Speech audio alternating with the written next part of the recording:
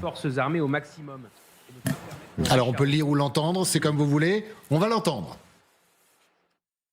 L'opération militaire américaine à Caracas a prouvé que tout pays devrait renforcer ses forces armées au maximum et ne pas permettre aux riches arrogants de modifier le système constitutionnel.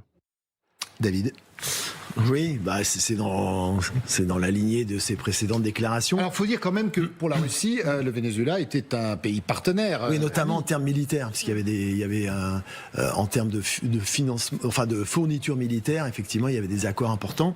Mais il y a une déclaration de Lavrov qui est intéressante pour faire écho en miroir à celle des Chinois. Il dit les prétextes utilisés pour justifier de telles actions sont intenables ou infondés. Sous-entendu, si c'est fondé, c'est envisageable, mais là, en l'occurrence, ça ne l'est pas. Donc, on pense évidemment à 2022 avec l'Ukraine.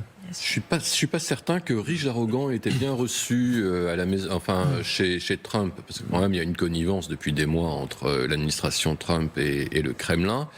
Et là, ça fait déjà entre la vraie fausse opération de bombardement qui a été moquée d'ailleurs par Donald Trump sur ses réseaux sociaux, où il se moque de Poutine en disant que c'est un bidon et qu'il invente des histoires qui n'existent pas.